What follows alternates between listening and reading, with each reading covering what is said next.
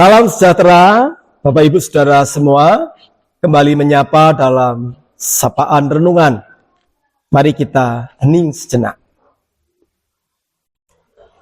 Memeluk kasih dalam keberagaman. Injil Lukas pasal 10 ayat 33 sampai dengan ayat 34. Di minggu ini kita akan membahas perumpamaan tentang orang Samaria yang baik hati.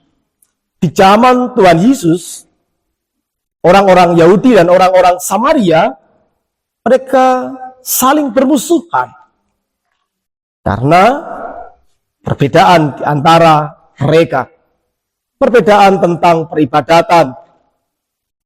Perbedaan tentang tafsir. Sehingga akhirnya mereka memperlihatkan sebuah kehidupan beriman yang saling memisah. Atau di antara mereka ada tembok pemisah. Dan inilah yang menarik. Di kisah yang kita baca, justru yang dibedakan, yaitu adalah orang Samaria bisa menjadi pelaku kasih sejati. Tuhan Yesus sedang meruntuhkan batas, kalau kita baca di sini secara cermat. Tuhan Yesus tidak berbicara tentang identitas agama semata, tetapi tentang hati yang digerakkan oleh belas kasihan.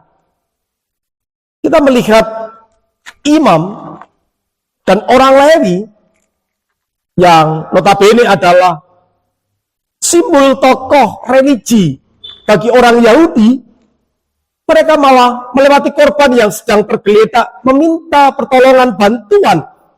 Dan sementara yang dianggap berbeda oleh mereka, yang disingkirkan oleh mereka, yaitu orang Samaria, justru bisa berhenti membalut luka, mengangkat dan merawat.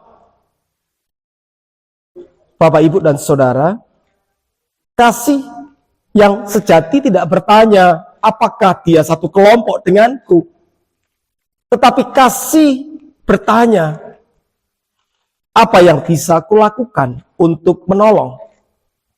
Dalam dunia kita yang majemuk akan suku, budaya, agama, kita dipanggil untuk bukan hanya hidup berdampingan, tetapi juga bisa hidup dengan hati yang terbuka.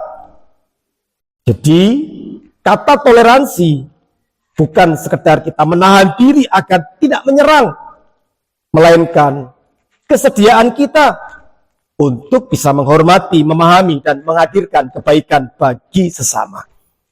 Rasul Paulus mengingatkan juga dalam Galatia 5 ayat 14 bahwa seluruh hukum Taurat terangkum dalam satu firman, kasihilah sesamamu manusia seperti dirimu sendiri. Kasih tidak bersyarat pada kesamaan.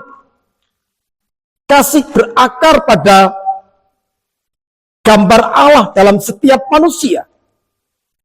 Ketika kita mengasihi dalam keberagaman, kita sedang menjadi saksi kerajaan Allah. Kerajaan yang melampaui batas identitas manusia. Seperti halnya krayon, alat lukis, dapat menghasilkan lukisan yang cantik dan indah karena warna-warninya yang beragam. Nah, kiranya kita juga mampu menjadi pribadi-pribadi yang menghadirkan damai, membangun jembatan kasih, dan menebarkan warna-warni yang indah di tengah perbedaan yang ada.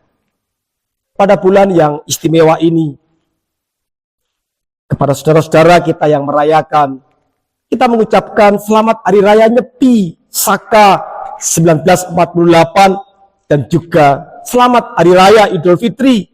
Mohon maaf lahir dan batin. Semoga damai dan sukacita kasih memenuhi hati kita semua. Tuhan memberkati kita. Amin.